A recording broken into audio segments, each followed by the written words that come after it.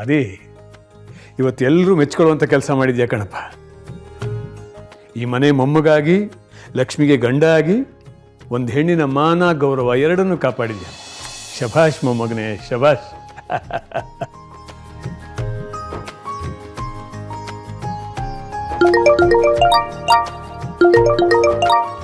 ಚಿಕ್ಕಪ್ಪ ಕಾಲ್ ಮಾಡ್ತಿದ್ದಾರೆ. ಲಕ್ಕಿ ವಿಷಯ ಗೊತ್ತಾಗಿ ಅವ್ರಿಗೂ ಗಾಬರಿ ಆಗಿರುತ್ತೆ. ಕೊಡು, ನಾನು ಮಾತಾಡ್ತೀನಿ. ಹಲೋ ಸಂಜೀವ. ಕೇಶವ ಪುರೋಹಿತ್ರೆ, ಸಂಜೀವ ಅಲ್ಲ, ನಾನು ಧರ್ಮರಾಜ್. ಯಜಮಾನ್ರೆ ನೀವ? ಅದು ಲಕ್ಷ್ಮಿ ವಿಷಯ ಏನಾಯ್ತು ಅಂತ ಕೇಳೋದಕ್ಕೆ ಫೋನ್ ಮಾಡಿದ್ದೆ. ಕೇಶವ ಪುರೋಹಿತ್ರೆ, ಅದಕ್ಕೆಲ್ಲ ನೀವೇನು ತಲೆ ಕೆಡಿಸ್ಕೊಡೋದು ಬೇಡ. ಇದರಲ್ಲಿ ಲಕ್ಷ್ಮೀದು ಯಾವ ತಪ್ಪು ಇಲ್ಲ.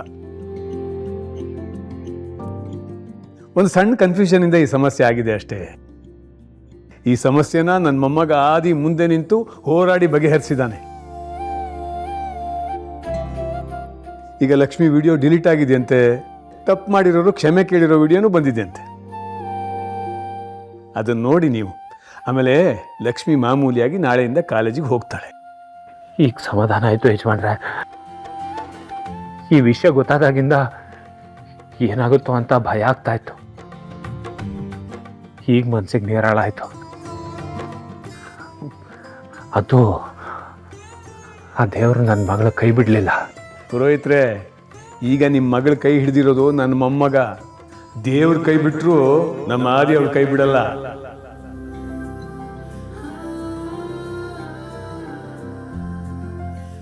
ಸರಿ ಯಜಮಾನ್ರೆ, ಆಮೇಲೆ ನಾನು ಲಕ್ಷ್ಮಿ ಹತ್ರ ಮಾತಾಡ್ತೀನಿ.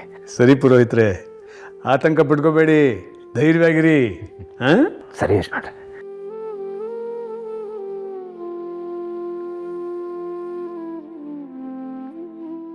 ಸೊ ಎಲ್ರೂ ಪ್ರಶ್ನೆಗೆ ಉತ್ತರ ಸಿಕ್ಕಿದೆ ಅಂತ ಅನ್ಕೊಂಡಿದ್ದೀನಿ.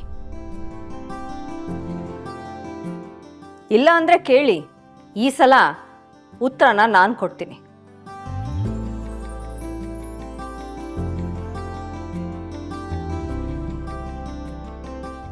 ಬಾ, ಸ್ವಲ್ಪ ರೆಸ್ಟ್ ತಗೋ. ಲಕ್ಷ್ಮಿ, ಏನು ಅತ್ತೆ ಕರೆದ್ರು ಅಂತ ಹಾಗೆ ಹೋಗ್ತಿದ್ಯಾ? ರೀಜನಿಂಗ್ ಲೆಟ್ರ್ ಬೇಡವಾ?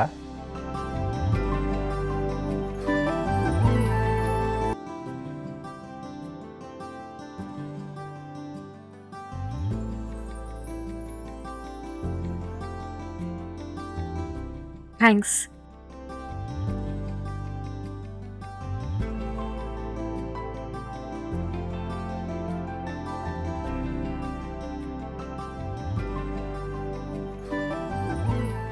ಇನ್ನು ಮುಂದೆ ಈ ವಿಷಯವಾಗಿ ಲಕ್ಷ್ಮಿ ಹತ್ರ ಯಾರು ಮಾತಾಡಬಾರ್ದು. ಇಲ್ಲಿಗೆ ಈ ವಿಷಯ ಮುಗಿದಿದೆ.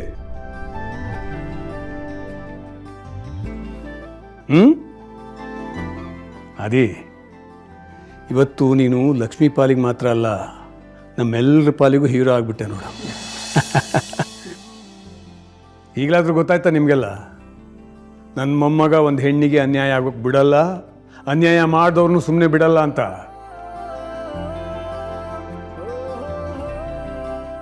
ಅವನು ನನ್ನ ಹಾಗೆ ಸತ್ಯ ಧರ್ಮಕ್ಕೋಸ್ಕರ ಯಾರನ್ನ ಬೇಕಾದ್ರೂ ಎದುರು ಹಾಕ್ಕೋತಾನೆ. ಹೀಗೆ ಮುಂದುವರಿಲ್ಯಾ?